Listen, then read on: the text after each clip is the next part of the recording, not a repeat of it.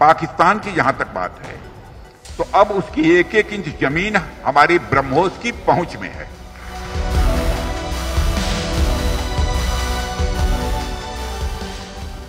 ब्रह्मोस की पहुंच में पाकिस्तान की एक एक इंच जमीन है।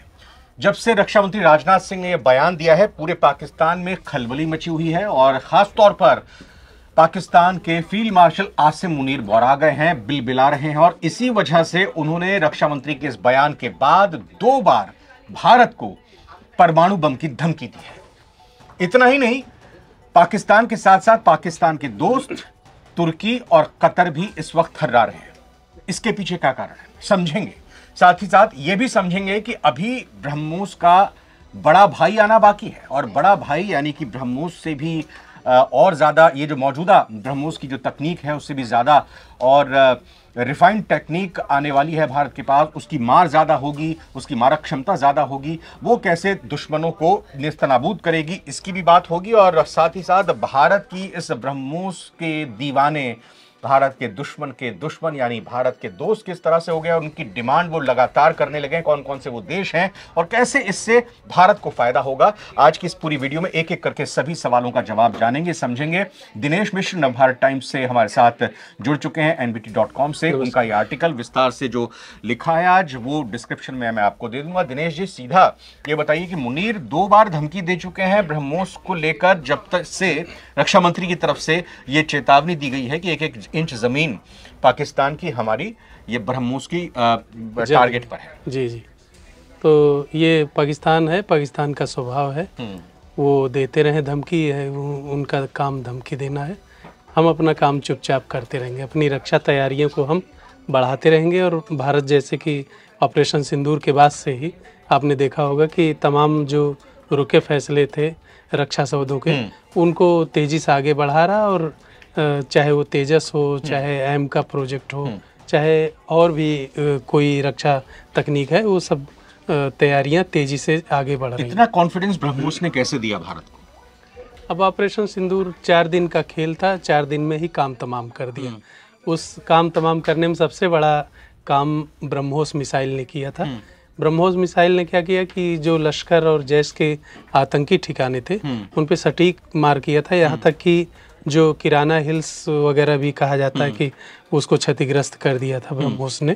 तो इससे पाकिस्तान ही नहीं, पूरे भारतीय उपमहाद्वीप में एक तरह का डर पैदा हो गया कि मतलब भारत के पास एक ऐसी मिसाइल टेक्नोलॉजी है जो मतलब पूरी तरह से तबाही मचा सकती है।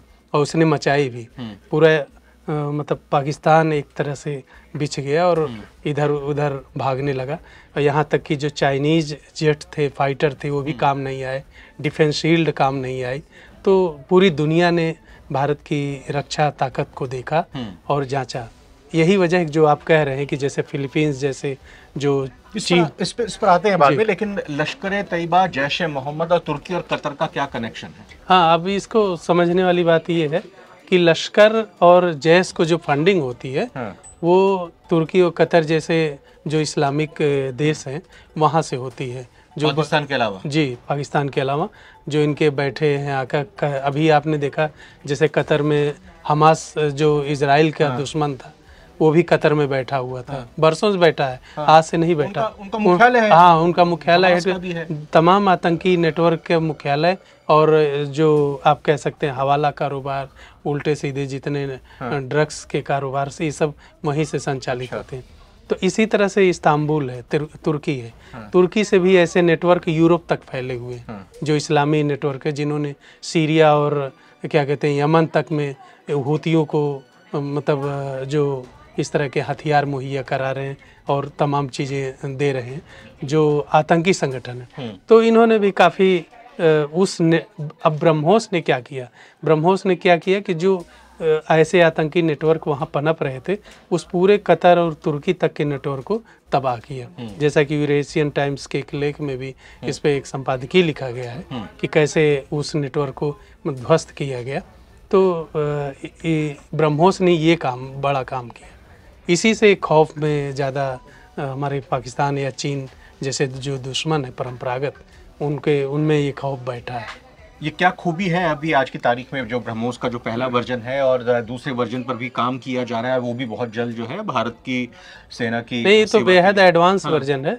जो शुरुआती वर्जन आया था 290 किलोमीटर का, हाँ। 290 किलोमीटर की मारक क्षमता थी ये शुरुआत में जब रूस से इस बना था, मिल करके सहयोग से। और फिर उसके बाद 450 किलोमीटर तक का अच्छा। इसकी रेंज हासिल ये है कि हम तीनों जी, ही रास्तों से जी, हमला कर सकते हैं। अब ये क्या है कि 800 किलोमीटर तक की इसकी रेंज बढ़ाई जा रही है। अच्छा। तो 800 किलोमीटर का मतलब तभी रक्षा मंत्री इतने कॉन्फिडेंस के साथ बोल रहे हैं कि हम पाकिस्तान की 1-1 इंच जमीन ब्रह्मोस की जद में, और हवा, जमीन और पानी तीनों जगहों से इससे तीनों जगह पनडुब्बी, हाँ बिल्कुल। और सबसे बड़ी बात है ब्रह्मोस की जो खासियत क्या है कि ब्रह्मोस बहुत निचली ऊंचाई पर, जैसे जो आमने सामने की जो लड़ाइयाँ होती हैं या पहाड़ों के बीच जो लड़ाइयाँ होती, बहुत निचली, यहाँ तक कि ये 15 मीटर तक की निचली ऊंचाई पर भी उड़ करके मार कर, फिर रडार की नजर में आना थोड़ा मुश्किल होगा। हाँ, रडार की नज़र में आना बड़ा मुश्किल होता है। तो ये एक मतलब खतरनाक तरह की मिसाइल है जिसको पकड़ पाना बड़ा मुश्किल है। एक बार, सबसे बड़ी बात है कि एक बार अगर ये निकल गई तो ये खुद टारगेट को निशान, मतलब अपने टारगेट के लिए अपना खुद ही मार्गदर्शन करती है, खुद ही दिशा बदल सकती है। इसको फिर कमांड करने की जरूरत नहीं। तो ये इस लेवल की खतरनाक मिसाइल है और इसीलिए इसकी डिमांड अब हो रही है। इसकी डिमांड हो रही है और भारत अब अभी हाँ बिल्कुल, फिलीपींस जैसे दक्षिण चीन सागर में फिलीपींस को परेशान करने वाला चीन, ठीक है, जो कि भारत का भी एक दुश्मन है। हाँ। तो भारत ने वो फिलीपींस को पहली खेप बेची, दूसरी बेचने जा रहा है, दे रहा है। हाँ। और अर्जेंटीना, इंडोनेशिया और तमाम दुनिया के कई और देशों ने इसकी डिमांड की। वियतनाम, इस तरह के लोगों ने इंटरेस्ट दिखाया है। आर्मीनिया वगैरह भी, जी आर्मीनिया, जी बिल्कुल। तो इससे भारत को तो नुकसान नहीं होगा अगर भारत अपनी इस टेक्नोलॉजी को दूसरे देशों को दे रहा है। अब आज नहीं, टेक्नोलॉजी नहीं दे रहा है। नहीं, आज की तारीख में भले ही वो भारत के दोस्त दिखाई दे रहे हो, लेकिन कल का कुछ पता नहीं है। तो वो उस टेक्नोलॉजी को अगर हमारे दुश्मन के हाथ में या उस मिसाइल को दुश्मन के हाथ में सौंप दे तो हो सकता है कि फिर रिवर्स इंजीनियरिंग करके उसका भेद जान लिया जाए। हाँ, लेकिन रिवर्स इंजीनियरिंग अब उसी तरह से कह सकते हैं जैसे चाइना कर रहा है। चाइना ब्रिटेन के फाइटर जेट्स, यूएस के फाइटर जेट, यूएस के तो उसको नहीं मिल पाए, वो ब्रिटेन के जरिए हासिल कर लेता कई बार, और फिर उनके रिवर्स इंजीनियरिंग के जरिए एक मतलब नकली फाइटर जेट, नकली तरीके का इंजन बनाता है। अब वो फाइटर जेट में इस्तेमाल करता है, इसीलिए उसके जेट्स उतने प्रभावी नहीं हो पाए। बना तो लेता है जल्दी, सब कुछ है, तो इंजीनियरिंग भी तगड़ी है, लेकिन उस लेवल पे अभी अमेरिका, फ्रांस, रूस जैसे लेवल पे एकदम बिल्कुल हाई टेक्निक वाले इंजन वो नहीं बना पाया है और ना ही बना पाएगा, क्योंकि नकल में वो उतनी मतलब दम नहीं होती है। अच्छा, इसके साथ ही ये पाकिस्तान के पास कोई तोड़ नहीं है ब्रह्मोस का? नहीं, फिलहाल पाकिस्तान के पास तोड़ नहीं है। JF-17 है, जैसे वो चाइना से उसने मांगा है, लेकिन JF-17 का भी हाल आपने देखा ही है। और बाकी और भी जो फाइटर जेट्स हैं तो वो भी इसी तरह के हैं। मतलब आगे आने वाले कई सालों तक अभी पाकिस्तान के पास तोड़ नहीं है, ना तो वो ट्रैक कर पाएगा उसका रडार सिस्टम या एयर डिफेंस सिस्टम की भारत की तरफ से ब्रह्मोस ने अटैक किया है, और अगर ट्रैक करने की सूरत में वो ये महारत हासिल कर भी लेता है तो फिर इस ब्रह्मोस को मार गिराना उसके लिए ऑलमोस्ट इम्पॉसिबल होगा। अभी ये स्थिति हम कह सकते हैं। हाँ, ऑपरेशन सिंदूर में दिखा भी बिल्कुल। डिफेंस शील्ड जो पाकिस्तान के पास थे चाइनीज, और जो उनके रॉकेट या मिसाइल सिस्टम थे, सब फेल हो गए। कोई ब्रह्मोस को ट्रैक नहीं कर पाया, न ब्रह्मोस गिरा पाया। तो आप कह सकते हैं कि ये पाकिस्तान के लिए फिलहाल अभी दूर की कौड़ी है। ये ब्रह्मोस भारत ने रूस के साथ मिलकर बनाया, जो कि उसका एक ऐसा दोस्त है जो न सिर्फ भारत को हथियार मुहैया कराता है, बल्कि टेक्नोलॉजी भी देता है और भारत को ये छूट भी देता है कि आप अपने घर पर इसको बनाइए। ये भी उसी का ही एक हिस्सा है। 90 के दशक में APJ अब्दुल कलाम के बिल्कुल शुरुआत हुई थी इसकी। APJ अब्दुल कलाम साहब उस समय क्या कहते हैं, DRDO जो हमारा रक्षा अनुसंधान एवं विकास संगठन है, उसके सचिव थे। तो एक बार उनको 1993 में वो मास्को का दौरा उन्होंने किया, तो वहाँ पे उन्होंने देखा कि एक अधूरा सुपरसोनिक इंजन प्रोजेक्ट है। तो उस प्रोजेक्ट को सोवियत संघ के पतन के बाद क्या हुआ कि उसको ठंडे बस्ते में डाल दिया गया। उनकी नज़र वो जानते ही आप धुरंधर थे, विज्ञानी थे और एक तरह से कह सकते हैं कि विज्ञान के भविष्यवेत्ता थे। तो उन्होंने परख लिया था कि इस तकनीक में बहुत दम है, भले ही दम पड़ी, अगर इसको जीवित किया जाए तो फिर से इसमें जान आ सकती है। और नए सिरे से उन्होंने फिर वहाँ के रूस से सौदेबाजी की, फिर बाद में ये चीज़ें आई भारत में और फिर भारत और रूस में एक रक्षा करार हुआ। और उसके बाद से फिर आपने देखा ही कि आज ब्रह्मोस को पूरी दुनिया जानती है, सिर्फ ये भारत तक सीमित नहीं है। पृथ्वी, अग्नि, तमाम तरह की भारत के पास मिसाइलें हैं, लेकिन ब्रह्मोस इन सब से अलग कैसे? क्योंकि लॉन्ग रेंज की भी भारत के पास मिसाइलें हैं। ब्रह्मोस अपने आप को कैसे इस पूरे गुलदस्ते में अलग हाँ, ये बड़ा अच्छा सवाल आपने पूछा।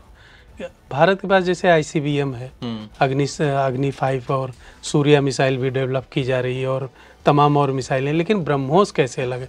ब्रह्मोस इसलिए इस मायने में सबसे इम्पोर्टेंट है कि पाकिस्तान और चीन ये जो भारत के सब नाक में दम करने वाले जो अक्सर परेशान करते रहते हैं या कुछ भी इस तरह के संघर्ष झड़प जो करते रहते हैं, तो उनके लिहाज से और पहाड़ों की जो फाइटिंग है, पहाड़ों की फाइटिंग के लिए अलग तरह के अलग डिजाइन की मिसाइल होनी जरूरी है, जो खुद से गाइड हो सके, जो खुद से निचले लेवल पे ही वो उड़ करके जाए, मार करे, सटीक निशाना लगाए, जो रडार को चकमा दे सके। तो ऐसी मिसाइल की जरूरत थी। तो उसके लिहाज से इसीलिए इसे ये बहुत लंबी दूरी की नहीं है। अच्छा। 290 किलोमीटर पहले बनाई गई, फिर 450 वर्जन बनाया गया, अब 800 किलोमीटर तक की क्षमता।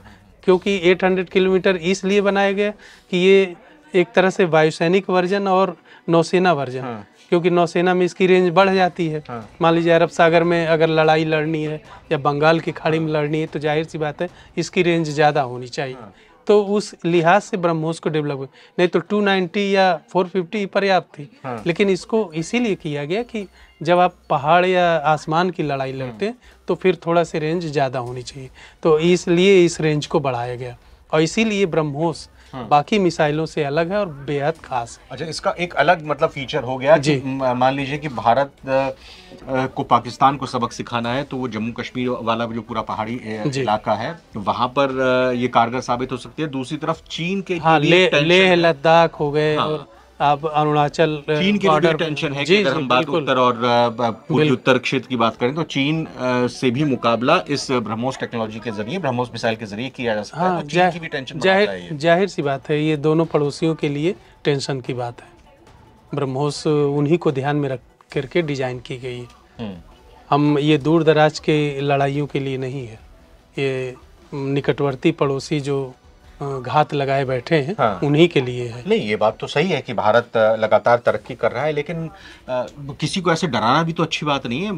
राजनाथ सिंह जी ने ये कहा कि 1-1 इंच हमारी जद में है, और अब तो खुलकर पाकिस्तान के टीवी में और मीडिया में भी ब्रह्मोस के जलवे को लेकर बात होती है। जिस तरीके से वहाँ पर रफ़ी खान एयरबेस कोड आया, बाकी और जगहों पर ब्रह्मोस ने कमर तोड़ी पाकिस्तान की एयरफोर्स की, तो ये खुलकर इस तरह की चेतावनी देनी दुश्मन है, ठीक है, लेकिन उसको डराना धमकाना ये सही नहीं लगता। नहीं, सही लगने की बात नहीं है।